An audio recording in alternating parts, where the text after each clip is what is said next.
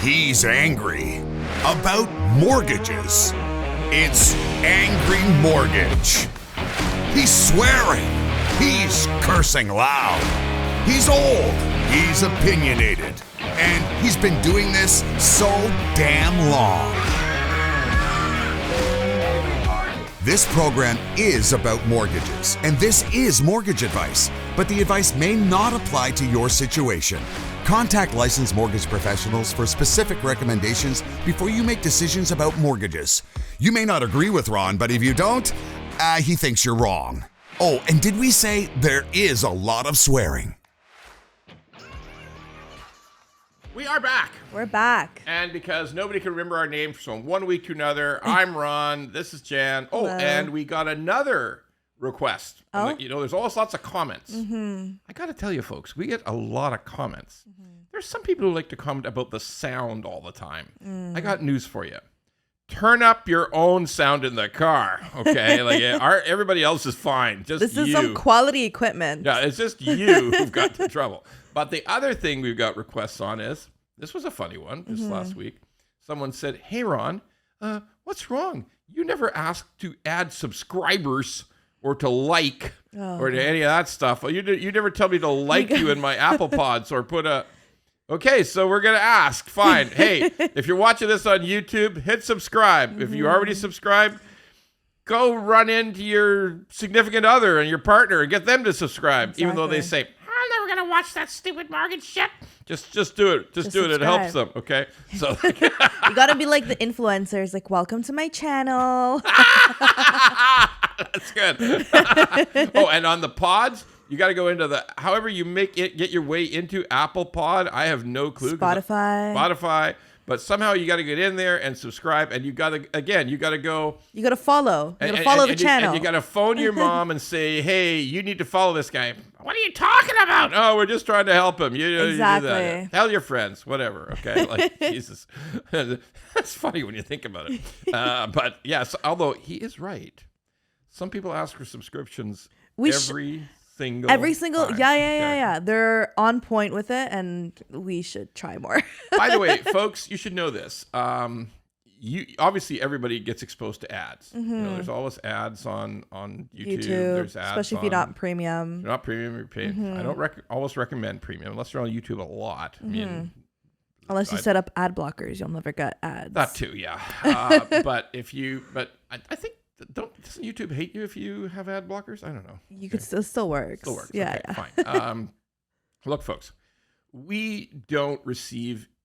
I want people to know this. We don't receive any money from anybody. Mm-hmm. We don't receive any money from YouTube. We're not sponsored. Spotify. We have no sponsors. Yeah. We don't interrupt the show and say, "Hey, do you want to?"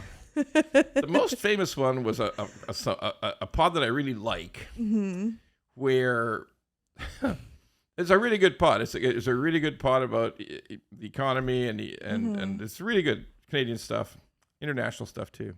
Great pod. And just one time, they ran an ad in the middle of the show for men's grooming aids, like a ball shaver, okay? You know what? As long as they know their demographic. I'm not sure that's their demographic, actually. But anyway, they never anyway, the comments lit up, right? Holy mackerel, wow, And so anyway, long story short, we don't advertise. I know there's some ads, but none of them are ours. We don't get paid. We just hope that you remember it's Butler Mortgage, right? It's Butler Mortgage. So if people want a mortgage, we are a mortgage brokerage licensed in British Columbia, Alberta, and Ontario. So enough advertising. Let's go. There was a big, August 1st, last week, was the start of 30-year amortization for high-ratio mortgages, new construction. So what the fuck does that mean? It's been 25 years for a long, long, long time. I think a couple of decades. 25 years for high-ratio mortgages. High-ratio mortgage is a purchase price of less than $1 million. It's a down payment of less than 20%. It's typically between 5 and 10%. That's about 90% of them. And it's very strict. You have to have perfect debt ratios. You have to have good credit. There's lots of positive. It's a strict mortgage product. Hard to get through underwriting. Everything's got to fit, which is reasonable. It's also very expensive in terms of the insurance premium. You are entitled to the lower rates because you pay this massive insurance premium to pay, which is built right into your mortgage. So it's not like you're writing a check for it, but it's built right into your mortgage. It's a big premium. It's something I've seen as high as $40,000 or more, and therefore you get a slightly lower rate because it's government guarantees, right? Government guarantees the loan to the bank. Okay. So that is the program. For all these years, it's been 25-year amortization. So they've increased it. The federal government have increased it to 30-year amortization. Like the Prime Minister put out a big video yesterday. He's got his sleeves rolled up. I thought he was on vacation. He must have done it before vacation. But anyway, his sleeves rolled up, and he's very charming looking, and because he's not a bad-looking man, right? For in his Prince 50s. Eric. He's Prince Eric. Prince Eric? From The Little Mermaid. Oh my God. Doesn't he look like Prince Eric? So the Prime Minister Trudeau I will give him this. He is not a bad looking man. For his age, he's looking pretty damn good. Okay. Because look at me. So anyhow, he's looking good and he seems excited. He's got his sleeves rolled up like he always does. Because that means business. Yeah, but if you do it every day, it loses its charm. Its somehow value. It becomes a little bit like a costume. Now, I'm okay with the costume stuff. I got a tie on every day for a reason. I got a shirt and tie on every day for a reason because we are in business and we want to look respectful. We just don't have our T-shirts on to look cool, okay, at Butler Mortgage. But anyway, so he's got his sleeves rolled up. He's looking very excited.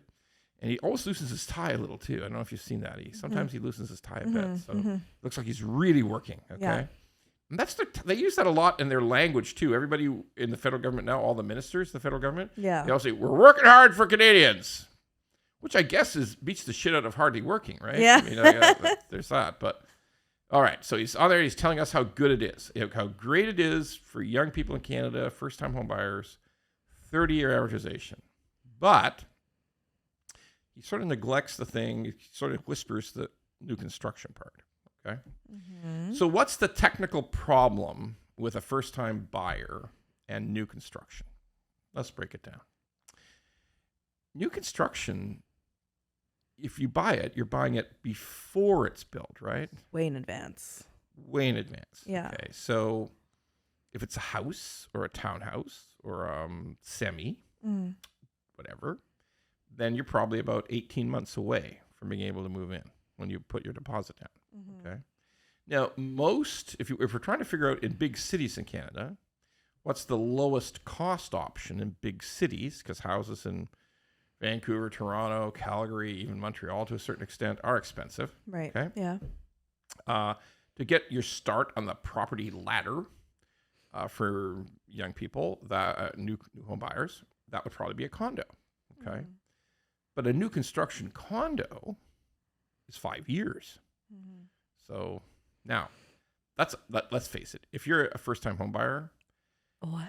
You probably want to move in right away, right? I don't want to pay rent for another 5 years. Like, think about it. Imagine putting your down payment and then paying rent for another 5 years. That's just rude. Okay, so right, okay. So then, but it gets better. There's more. Okay, so the average new construction project wants you to put for this purchase of a pre-construction home, which is going to be either 18 months or 5 years, maybe more. They want you to put like 15 or 20% down. But this program is really designed for people who are putting between 5 and 10% down. So how do we make that work? Yeah. Because here's the thing: if you're a builder, you want big deposits. Of from course, people, yeah. Because that's going to be some of the money you use to build the building, right? You know. And by the way, I mean, your bank is a little nervous if everybody's only put 5% deposits, right? Like if you're building a $600 million condo tower, and 500 million, 400 million, whatever it is, your bank's a little nervous if all your pre-sale buyers have only put 5% down. Yeah. Okay? I mean, it's makes everybody a bit nervous. So they want bigger deposits, right? But then what sense does that make? So if you want to use this program to buy your new construction home, wait 5 years, and then you're gonna where are you gonna get the money for the deposit? Like, where are you gonna get the 15 or 20% deposit if you really only want to put 7% down payment? Yeah. Okay. So you're gonna have to borrow that money somewhere wait for 5 years and then give it back. I mean, anyway, That's complicated. it's very fucked up. Yeah. So like, here's what happened when the government first thought this up. They went to CMHC themselves and said, so what would be the utilization of this, do you think? Like, for people who are buying CMHC homes. And by the way, like, it's all still very hard to do in very expensive cities. By the way, this program could sort of work in inexpensive places, less expensive places, like the prairies, right? You go Saskatchewan, Manitoba, out in Atlantic Canada, parts of Quebec, sure, could work, but not really in big cities. But the government asked CMHC, okay, if we did this 30-year thing, how many people could make use of it who are first-time home buyers? Yeah. And their own estimates were between 3 and 6%, just for the reasons I gave you. Wow. Okay?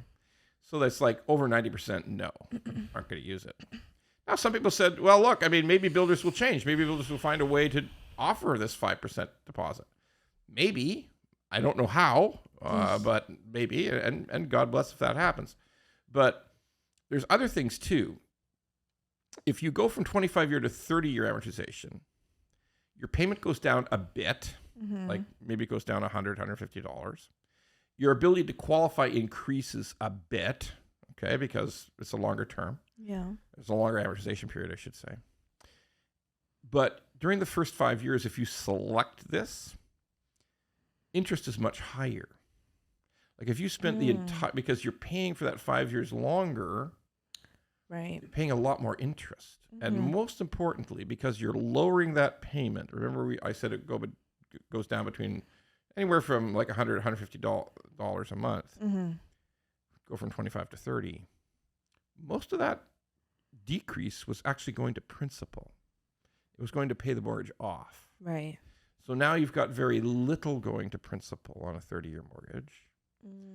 So if you decided you wanted to buy a little condo, again, how the hell would you do it? You got to wait 5 years. But let's just imagine. So that's fine. Now you're starting a family and you want to sell the condo and move to something bigger.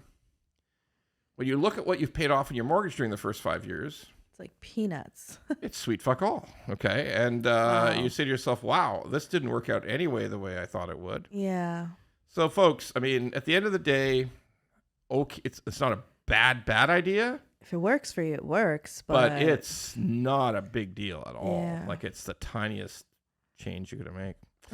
All right. So another weird thing happened in government. The Finance Minister, Chrystia Freedland, and by the way, I consistently try to tell people that we should not attack these government people personally. Okay? Like, we shouldn't say, yeah, this guy's, he's bad, he's ugly, this woman's crazy. We shouldn't do that. Don't do that. Okay? We can say we think all of their policy decisions are bad. Like, you're allowed to say that. That's fine. Like, attack the policy, not the person. not the person, please. Okay. And then, we get a lot of comments like, you're wrong. They're traitors. Okay. Look, calm down. Like, calm the fuck down. Okay. Like, look, it's a democracy. We're going to have a chance. They're going to have a chance to be voted out eventually. Or they'll quit. Okay. But like, let's not accuse them of crimes quite yet. By the way, though, if someone have committed crimes, let's prove it. Like, I don't want politicians doing crime. Okay. No, for sure. But so Chrystia Freedland, the policies are like crazy, and the announcements, because this government has a lot of announcements, right? Federal government. That's what they do best. What they seem to do best. So Chrystia Freedland once again rolled out the 4 million new home story again. 2031, we're going to have 4 million new homes to solve the housing crisis for Canadians. We're working hard.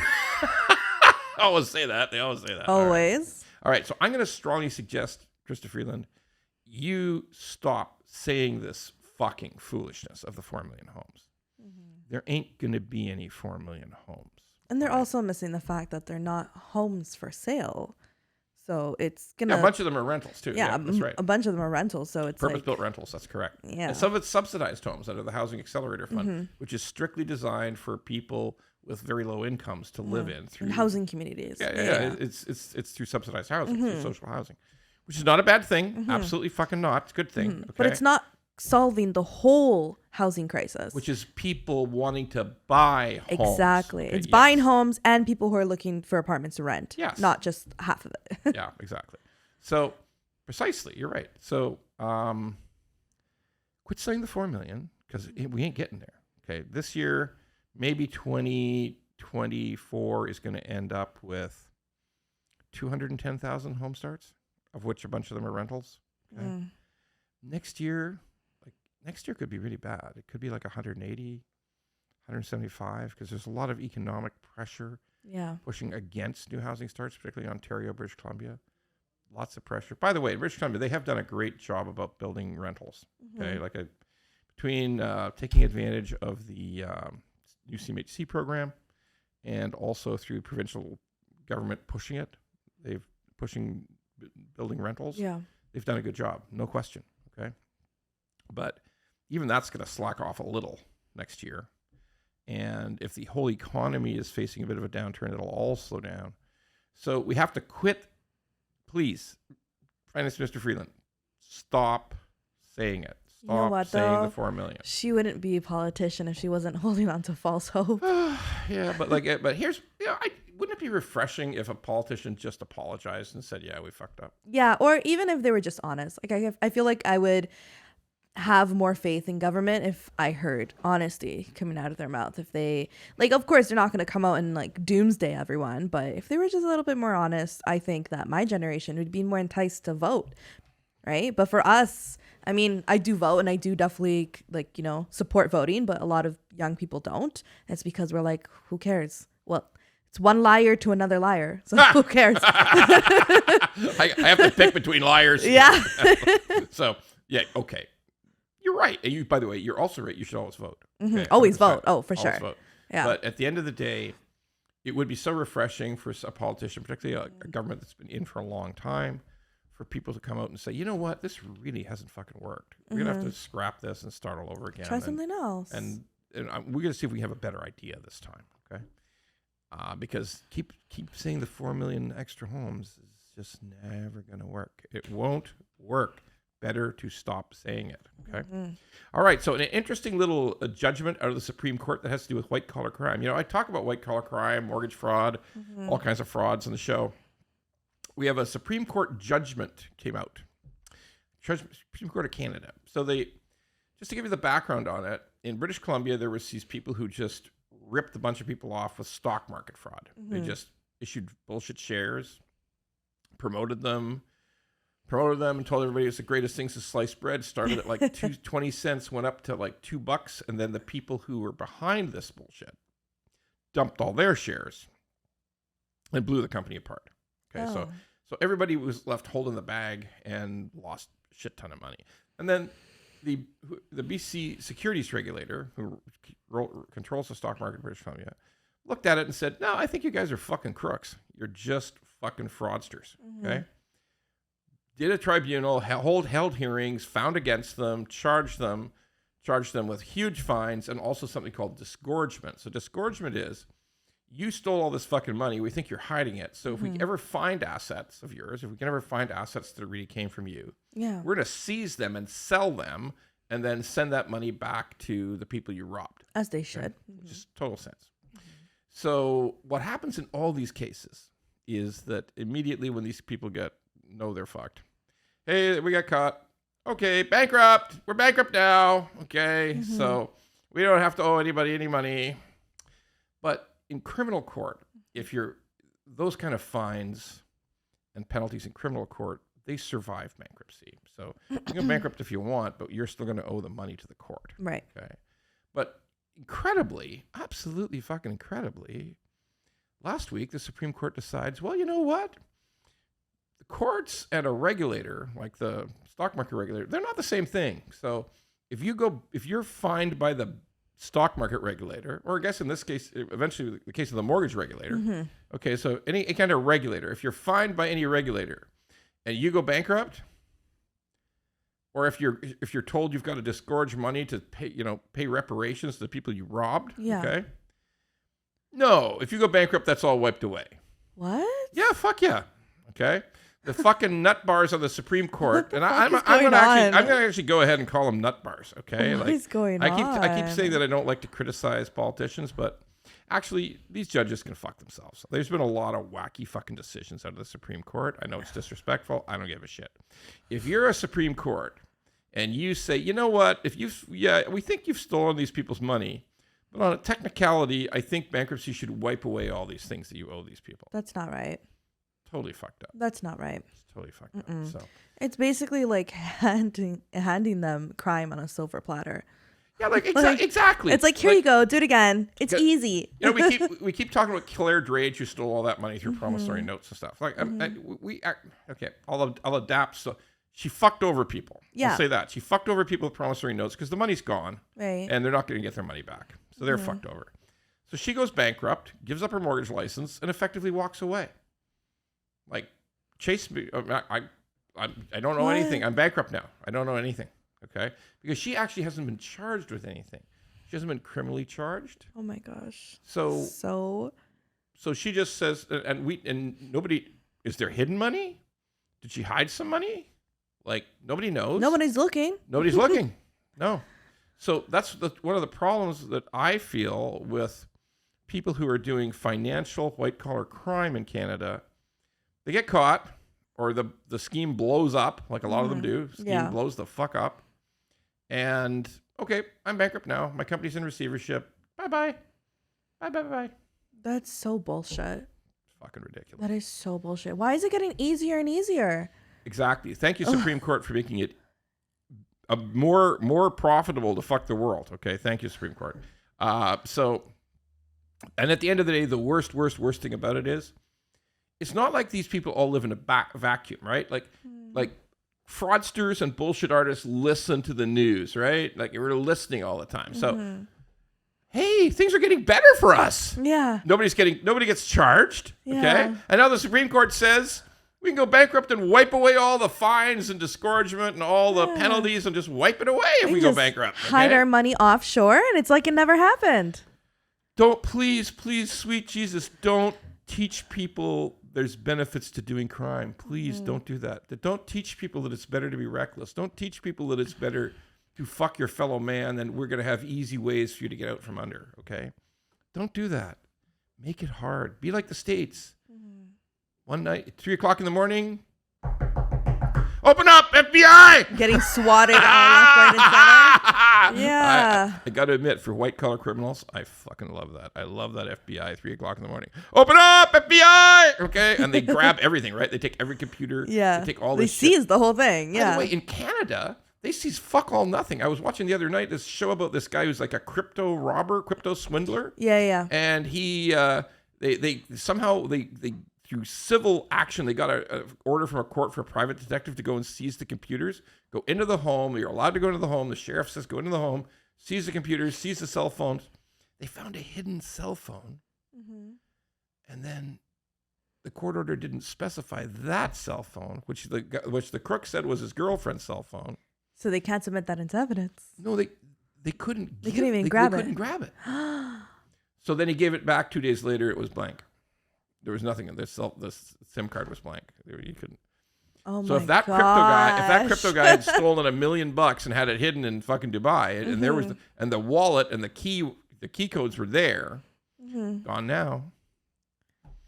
Yeah, we're way too fucking easy on white collar crime in Canada. What the fuck is going on? It's fucked up. It's just fucked up. Okay. All right. So we got a bunch of viewer questions. We got a couple of viewer questions. Yes, Let's answer the questions.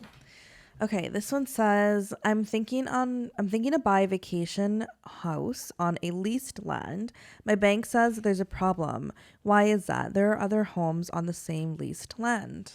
Yeah, leased land in Canada. So let's just go back to central concept of a mortgage. The central concept of a mortgage is that you also own the land under the house. And since you own the land under the house, you also are registered with the government. So then when you put a mortgage on that house, the government of the province says, yes, we recognize there's a mortgage. It is now the same as the homeowner. It has we recognize this thing. You can't sell it without paying off the mortgage, okay? That's not true with lease land. Oh. No, you don't have any registry. You're leasing the land. The house is there. The house has a value, but since you don't own the land, how do you register the mortgage? There's ways. Like if a lawyer will say, no, you're wrong, fat guy. There's ways we can do a chattel mortgage. Okay, fine. But, we have to recognize that, a lawyer can say whatever they want. And by the way, there's lots of good ones. There's a lot of good lawyers real estate lawyers who say, yeah, don't buy leased land. It's it would create a whole world of problems. But anyway, here's the thing.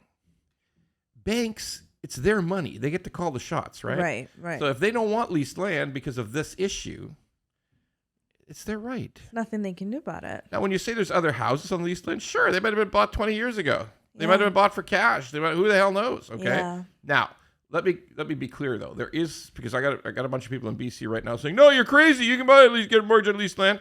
Yes, of course you can, because there's a lot of Aboriginal land where there's long leases, like 99-year leases or remaining leases, and it's in prime territory in the Greater Vancouver area.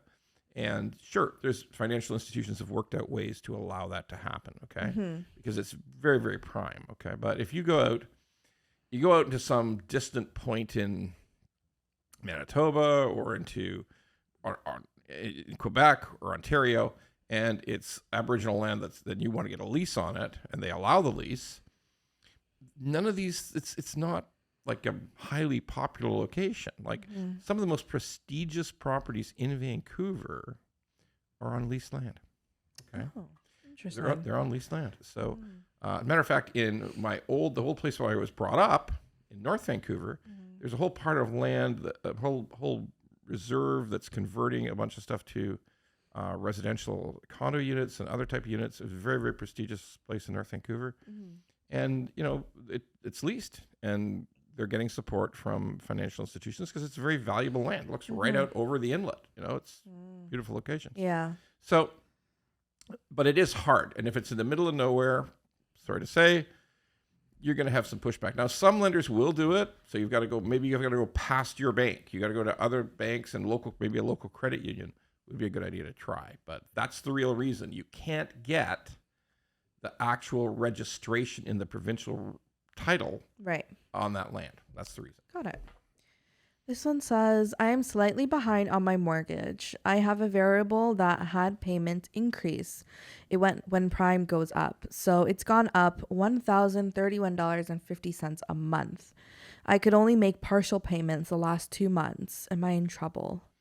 It's a big increase. Well, that's possible. If you had a decent sized mortgage and you started at 1.45, like 2.5 years ago or 2 years ago, and now you went, that's come down. Thank God it's come down in the last 6 weeks. It's come down 8 weeks. It's come down 0.5%. Thank God. But you went from 1.45 to 6, to 6 point something. Yeah, that's a big jump. A big jump, right? Yeah.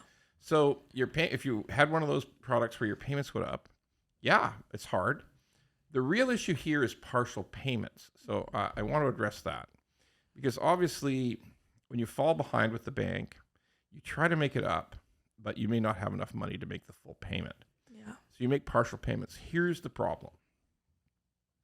The bank really only recognizes full payments. Don't get me wrong. They thank you. Oh, thank you for bringing in this. Yeah, you just missed by $200. Thank you. But on their books, that's a defaulting mortgage. Oh, that's a mortgage that's in arrears. Okay. So look, they'll accept any money you give them. Obviously. Okay. Yeah. You owe them the money. Oh, you can't pay the required $3,000. Okay, you're giving us $2,000. Okay, we'll take it. Thank you. But eventually, if this continues, you will be in exactly the same problem and go into power of sale as somebody who paid nothing. It just happened a little slower for you, but you are in that same problem.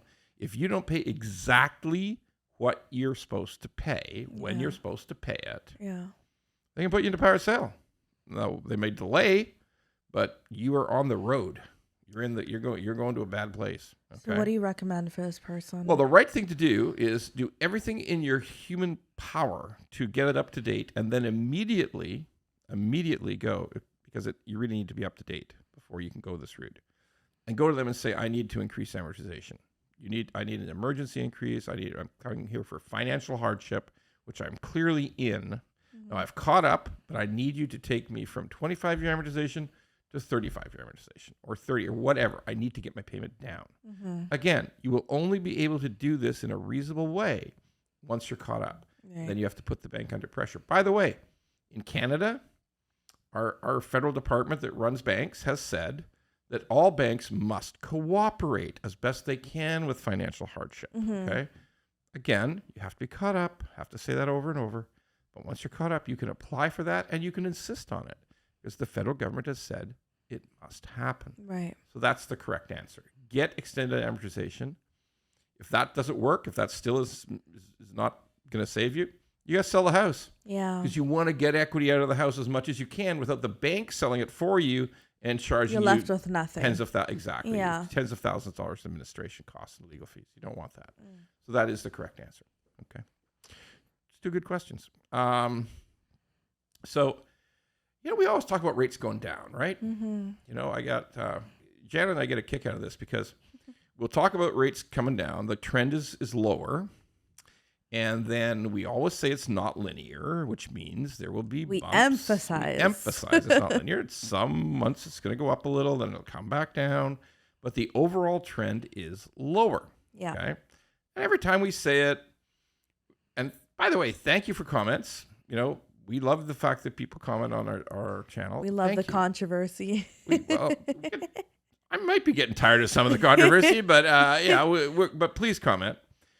If you say something really wild and racist, we will actually block you. Yeah. Don't say that stuff. They are monitored, so don't get too rowdy. Don't go crazy. And all you people who are trying to sell crypto in the messages section, in the reply section, we will block you. I know it's a bot. It just keeps coming. Just switch this to the next one, but we don't like that. And we can't tell you, fuckers are selling crypto, you fucking bastards, okay? Yeah. Stop it.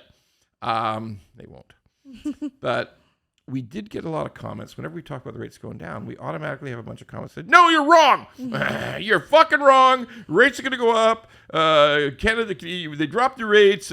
Canadian dollar is going to get killed, versus US dollar. And then inflation is going to come back big, and they're going to have to raise the rates to 10%. Blah, blah, blah. Okay, so very, very consistent. We get a lot of those comments. And I get it. I sort of get it. People would like to see housing prices crash so they can afford a home. And okay, that's a valid sentiment. Sure. Okay, it's a valid sentiment. But there's then this thing called reality. Yeah. So don't get me wrong. I think housing prices will continue to feel pressure, but rates are coming down. So why are they coming down? Just last week, the U.S. Federal Reserve announcement occurred, and they announced no change. So everybody jumped in and said, well, there was a couple of guys jumped in comment section and said, yeah, you're stupid. Look, you thought it would come down. It's not coming down. And the Fed didn't change. Okay, calm down. They didn't change, but the conversation that the Federal Reserve Chairman, Jerome Powell, had afterwards in the press conference was, he actually said it out loud. He said, the U.S. economy is no longer running hot. It's no longer expanding rapidly. And of course, if you're a bond trader in the U.S., you immediately saw that as a signal, and bond yields fell like a rock in the U.S. So don't get me wrong. Whenever we say fell like a not crashing. Rock, it didn't mean they went in half. Okay. Yeah. So here's what happened. Because people get really excited about what we call basis points, right? This is 1/100th of a percentage point. So, yeah. Oh my God, it's crashing. It's down 20 beeps. Okay. Relax. Okay. It's not really that bad. But all of a sudden, the bond traders in the United States say, yep, that's it. 2 cuts this year. Now, sure, a year ago, they predicted like 6 cuts, okay, which never happened. Haven't yet. Yeah. But it's very clear in the United States, they believe that the Federal Reserve will move to just like Bank of Canada, the Federal Reserve will move to rate cuts, and there'll be no more increases, and they'll start cutting. Yeah. And then, of course, that's that sentiment, because traders immediately started making those bets on bond yields and bond trading. All of a sudden, spills over to Canada, and we now have the lowest 5-year bond yield in over 2 years in Canada. So Wow. So, folks, I'll give you a simple translation of what that means. That means rates come down. Yes. That's it. So 3 years also headed for, 2-year low territory. It's not there yet, but it's headed that way. So all rates coming down. The fact that bond traders believe that the Federal Reserve in the U.S. will cut by 50 basis points gives more credence to the idea that we will have a full 1% cut in Canada. Basically, every economist, every bond trader in Canada is saying, yeah, one more cut guaranteed, 2 more cuts very likely, and that's where we're at. So that means lower fixed rates and eventually lower prime rate, and that's just on the way. So what does it mean what does that mean for the housing market? Well, I'm just going to summarize this really, really simple. The way the housing market is in Canada is because the economy in Ontario, there's a technical term economists use for the economy in Ontario. They call it fucked up. Okay. That's the technical term they use. The economy is fucked in Ontario. Oh, yeah. So that means that not necessarily do the house, particularly in Ontario, do house prices take a big jump. Yeah. Even if rates come down by next year, I've suggested that the Bank of Canada will be at 3% down from 5%. And I don't know if that means the housing market takes off. I don't think so. I honestly wouldn't think so from my perspective, because there's not enough homes. So that simple fact alone means that there's always going to be a high demand. Prices are not going to come down unless they start building freaking homes. Which we know they're not doing. It's just going to get worse. So, but I'm not completely sure that house prices will soar because of the bad economy. So we'll see. It's a situation where I'm not totally sure of what we're going to see. All I can tell you for sure is, barring incredibly bad geopolitical event, rates come down. That's it. That's where we're at. It's something. All right, we're back to our favorite part of the program. What the actual fuck? Yeah, I got a fucking doozy today too. I mean, because I talk about, and sometimes we get nice comments. Sometimes we get comments about, "Hey, Ron, you're the only guy who actually talks about fucked up mortgage brokers and fucking bad shit." Okay, yes. I mean, trust me, not everyone in the mortgage broker community really appreciates me saying this stuff. Okay, but what has happened is it's sort of become more known. Yeah. I start to get calls and leads and emails and DMs about, "Hey, do you know what this guy's doing? Oh.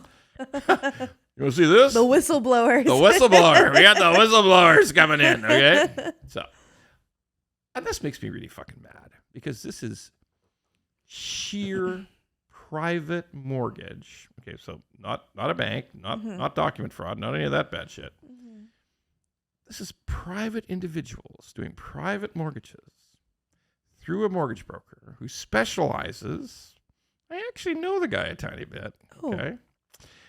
I just know of him. Like, we've seen each other at conferences and things. Doing shit that's pure and fierce private mortgage assholery. Okay, like, oh God, pure assholery. All right, let me break this down. What the fuck does he think? This fucking guy thinks he could. And you know what the scary part is? This guy's been a brokerage owner for 20 fucking years. Maybe 15 anyway. For sure 15. Okay. Okay. So that tells me he's been doing this shit for 15 years. Okay. Like remember that guy we talked about in London, Ontario, who got the big write-up with fucking doing all this bad shit with private mortgages and pretending that there wasn't a private mortgage and there was one to fool the first mortgage company and shit. Yeah. Pretending that's the down payment. Really, he's the down payment, supplying it with, that shit. Yeah. I believe that guy's been doing it for 30 years. I really believe it. Because I don't believe all of a sudden a guy wakes up one day and says, you know what? I've been totally fucking honest for my entire career, my entire 20-year career. I've never done a wrong thing. But fuck it, I'm going to go wild now, okay? Like they don't wake up and choose violence to that extreme. They do not. They do not. So I believe they've been doing it for a long time, particularly this one. All right, so what's going on with this private mortgage assholery, okay? So first of all, it's a second mortgage for $90,000. It's kind of expensive, okay? But then we start to look at the documents, okay? So it's 10%, which that's actually not the worst private mortgage rate I've ever seen at all, okay? I've seen lots of 13s and 14s, okay? I think it's 10% interest. Might have been a little higher, but there's fees, big fees. Okay. And one of the things that's required by our regulator, FSRA in Ontario, is you have to disclose really exactly the truth of the fees. The true, what is that fee about? What that fee goes to. Yeah, Who's getting it? Okay. So there's a lender fee on the disclosure. Okay. And there's a brokerage fee. So far, so good. Yeah. Okay. There's some lawyer fees. Got to be a lawyer involved. So far, so good. Then there's an administration fee. Big. Isn't that what the brokerage fee is? Or the lender fee. There's no such fucking thing as an administration fee, okay? Like, there's a lawyer who's doing the work. There's a lender who's getting paid. There's a broker who sourced the thing and got it organized. Right. Who's the fucking administrator, okay? Because guess what? And this is really, really important for what I'm going to talk about in a minute. This brokerage is not licensed as a mortgage administrator. If you want to be a mortgage administrator in this province, you need a totally separate license. It's on every fucking mortgage course. It's even in the mortgage course that the first starting mortgage broker who doesn't know mortgage from asshole has to take. Yeah. It talks about the fact you cannot administer mortgages without this separate license. Okay. And this guy's a 25, 30-year guy. Okay. So he knows this. Okay. So you're not allowed just to say administration fee. You're not allowed to put that in any disclosure. You have to tell people exactly who's getting the money, not some vague shit. Now, that's just the fucking least of it. Okay. Oh no. All right, so here he is. He's got his whole list of fees that could happen. Now, another thing to understand about the law is, as a mortgage broker, if we don't have this mortgage administration license, we can only charge these fees up front, and you understand what they are, and it's fully disclosed. And those are the fees we get on closing when the mortgage funds. The fees are paid, and then after that, as a broker, post-funding, after funding, we're not allowed to charge fuck all. Right. Nothing, because we're not involved anymore. Of course. It's the margin between the lender and the borrower. But wait, no, not with this motherfucker, okay? He's got a whole list of fees that go to the broker after closing. Get this one. This is the one that jumps off the fucking page, okay? Oh, no. NSF fee. Like sometimes people bounce checks, right? We're all familiar. If you bounce a payment, many organizations charge a NSF, not sufficient funds, a bounce fee, okay? Yeah. Banks do it, absolutely, okay? So if you miss a payment to this guy, this lender, you have to pay the broker. It's weird, right? It should go to the lender, maybe, I think, but I think it's going to the broker. Oh, by the way, we have also prima facie proof that money is going to the broker after funding. Oh, no. Oh, yeah, we got that. $750 per NSF. What? Yeah, like you bounce a payment for $1,000, you pay $750 plus the $1,000.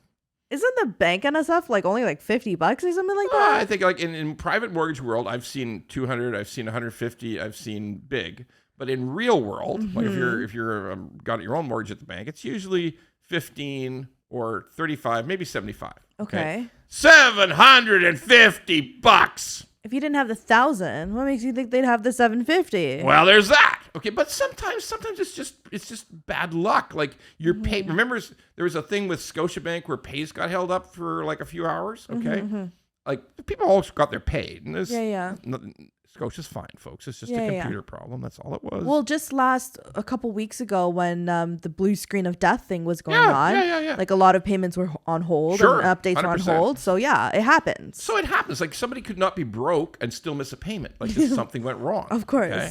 So, but you're going to charge that guy $750 And they might pay the next day. They might e-transfer you the money the next day. A day costs you $750. Okay. The fuck? Now, by the way, this is against the fucking law. I was just going to say, is that even legal? No, fuck no. No, it's not legal because it's been court tested. People have gone to court about this stuff, about ridiculously high NSF fees. And every fucking time the judge has said, there's a term for it. It's called unconscionable fees. It's called, that's what it's called. It's all about unconscionable behavior, okay? That you can't, this is unconscionable. Like, we can't live with this. Like, the court can't live with this bullshit. Okay? Right. So, yeah, you can't charge $750, but he's doing it, okay? And this is the thing. The brokerage, he's not a mortgage administrator. I know this sounds like little finicky points of law, but law is pretty fucking important in the mortgage business, okay? So he's not a mortgage administrator. He's charging this. He took the money himself for this. Now, by the way, there's a million other wacky, fucking jaw-dropping, insane fees. Okay, $1,000 for administration fees if you're in power sale. Like, just admit. Oh, by the way, there was another great one. There's the $1,500 letter fee, $1,500 letter. So if we're chasing you, like we call you and tell you there's an NSF and you have to pay your $750 and you have to pay us our money back. Yeah. If we have to chase you like for 4 or 5 days and we have to send you a letter. The letter is $1,500. So you also owe us the $750. You owe us the $750. You owe us the payment. You owe us the $750. You also now owe us $1,500 for a fucking letter. Okay? Who is signing up at this brokerage? All right, you've asked possibly the best fucking question. Because they had to. You've asked the very, very best question. I'm so confused. When you investigate this situation, you find out. First of all, on the website for this evildoer brokerage, they highly advertise many languages spoken here. Oh. Many, many Asian languages spoken here. Like, oh my gosh. All kinds of South Asian languages spoken here. This person preys on his own community. So shut up. His family's been here for 40 years. Oh my God. He realizes that, hey, newcomer, you need a second mortgage? You've only been here for a couple of 3, 4 years, 5 years, 6 years. You're not really too strong on the English, and but you're doing well. You're working hard, and you got a house. I'm going to try to fuck you into the ground. That's disgusting. It's a fact. That's what, because like I've reached the point where I can now tell from looking at names where people come from. Okay, and this guy and the borrower who's getting fucked. Oh, and the lender who's behind it. Well, even the lawyers involved are all from the same place. Oh no! All speak the same language. They all have the same second language. So that's what's happening. Is somebody abusing the fuck out of his own community with illegal, improper, unconscionable, fucking, totally fucking insane private mortgage fees. There's literally a special place in hell for this person, because that's crazy. Like, that's actually crazy. 7th circle of hell for this bastard. Okay, that's so bizarre. Here's my shout out, guys. When you find this, encourage people to fucking complain to the regulator. Yeah. Let's get these fucking well, sorry, I try not to say that. That's a word I try never to say. I got some words I don't say on the podcast. But that's how you know you're mad. That's how I know I'm mad. Almost slipped. We have to end this fucking mortgage assholery where people are ripping off the fucking public. That's gotta end. Has to stop. Fuck that shit. See you next week, folks. Yeah.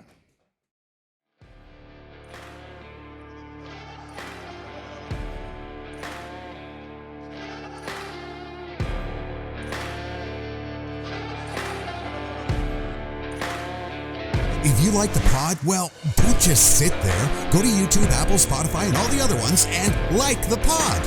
And don't forget to subscribe so we can keep being angry at mortgages and swearing about mortgages. Angry Mortgage could use your support.